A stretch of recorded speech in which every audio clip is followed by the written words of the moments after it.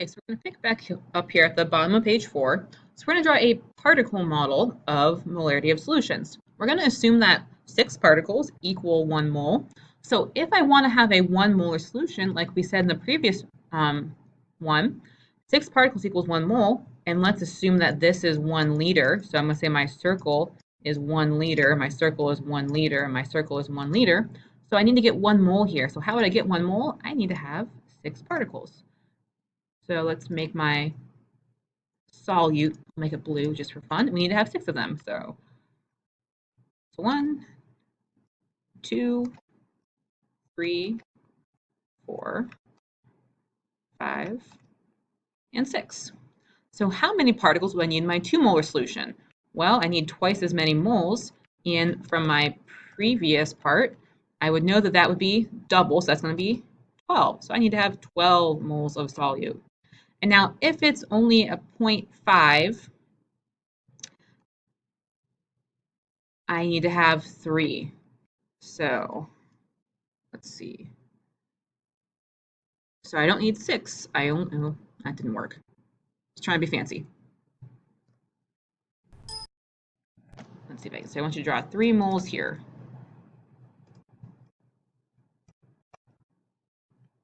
So 1, 2, 3. So that's a visualization of what's going on at a particular level. So which of these solutions is more concentrated? Well, look at which one has more moles of solute in the solvent. That's going to be the 2 molar. And for your explanation, explain that picture. There are more moles per that 1 liter. Which one's the most dilute? That's going to be the 0.5 molar. There are less moles of solvent per liter of solute. Here's a thing you must remember from the beginning of the year. 1 liter is exactly 1,000 milliliters. That's a conversion factor you need to have memorized. Okay, let's flip the page. So now here are some example problems. Now these are all going to have a very similar setup. So all of these I'm being asked at the beginning for molarity, and then I'm being asked to solve for moles. So let's start with my general equation. Molarity equals moles per liter. I'm actually going to put that up top. That's my general equation. That equation can be rewritten as M equals N over L. So this is the equation that I'm going to be using to solve every single problem.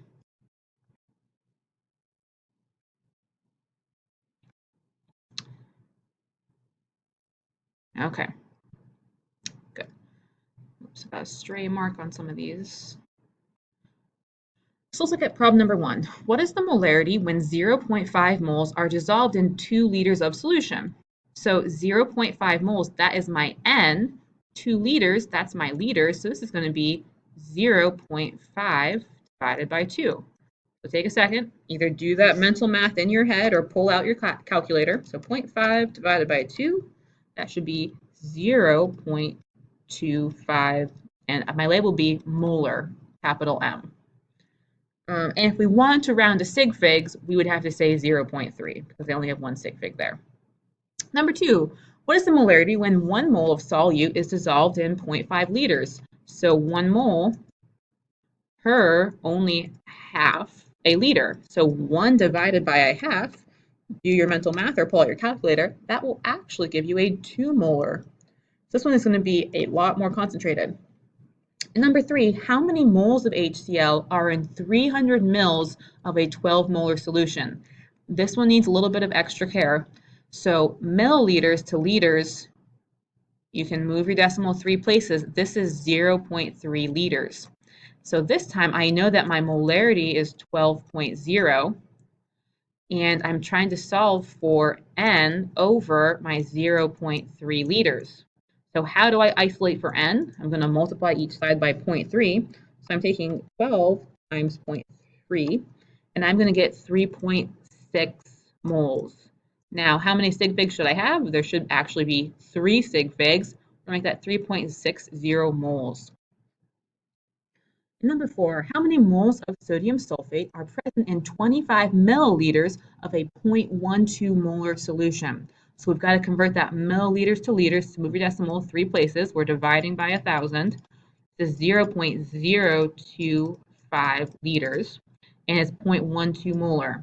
So I'm saying that 0.12 molar is equal to N, my number of moles, over 0.025 liters.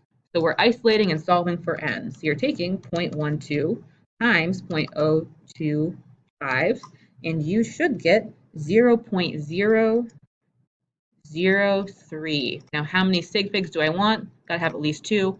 Make that 30, and that's gonna be moles of my solute, which is sodium sulfate. Remember your formula and your naming rules here. This is good practice back from chapters 6, 7, and 8. Okay, so here's your general diagram that you're following. We always want to use moles as an intermediary. If we're going from molarity to moles, we have to look at our conversion factors. For this part, it's really helpful if you let the units be your guide. So if I have molarity and I want to get to moles, I'm going to be multiplying by liters, like I did in the previous problem. And if I have moles and I'm trying to get to molarity, I'm going to be dividing. Okay, now remember, if I have moles and I want to get to grams, so let's say I have moles and I'm trying to get to grams, I've got to have moles on the bottom and grams on top of my factor labeling problem. So what am I doing with the molar mass to get from moles to grams? I am multiplying by the molar mass. Now let's say I have grams and I want to get to moles. What am I doing? I'm dividing by the molar mass. So if this is helpful, here is kind of your bridge going through the mole, or just do your factor labeling problems or your algebra. That will get you set up correctly. Okay, so let's go through some of these other practice problems. We want to have the same setup. We're going to use that same equation. So M equals N over L. And that's going to help us get started. So we have 0.2 moles of sodium carbonate used in the last, 0.2 molar sodium carbonate used in the last lab. How many moles were in 1 liter? Okay, so I know that molarity is 0.2, and that's going to be equal to how many moles over 1 liter? So what is N equal to? I've got to isolate and solve for N, multiply each side by 1. That means it's 0.2 moles. For B, how many grams of sodium carbonate were in 1 liter? So if I have 0.2 moles, let's say blast from the past, 3373 factor labeling, I want to get from 1 mole the grams. How do I find my grams? Shout it out. You're right, periodic table. So what is the molar mass of sodium carbonate? You're taking sodium plus carbon plus oxygen, and you should get 105.99 grams per mole. So we're taking 0.2 times 105.99. You should get 21.198. That is too many sig figs. This actually is only accurate to about 1 sig fig. Yikes. So if we had to round that, this is going to be about 20 grams. Okay, let's look at problem number 2. If 50 grams of silver nitrate were dissolved in 1 liter, what's the molarity? So first I've got to solve for moles. So if I've got 50.0 grams of silver nitrate, and I want to get from grams to 1 mole, I must go to the periodic table. Molar mass of silver nitrate is 169.88 grams per mole. So I'm going to take 50 divided by 169.88, and that gives me 0.294325 moles. Now, I'm not worrying about sig figs yet. I want to keep as much info as I can to help solve this problem.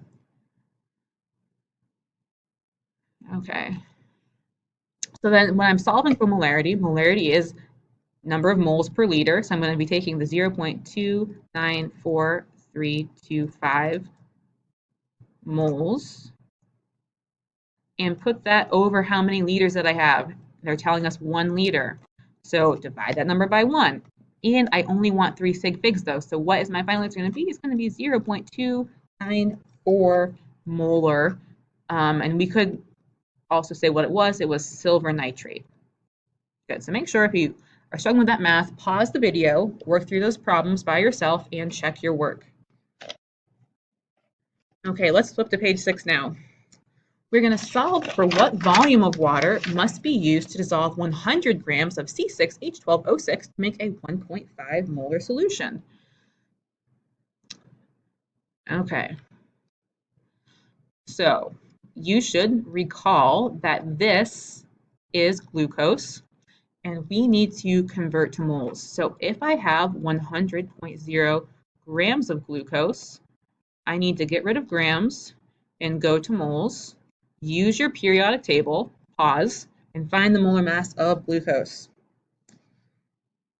You should find that is exactly 180.18 grams. So how many moles of glucose do I have? I've got 0.55500 moles of glucose. Now I want to solve for my volume.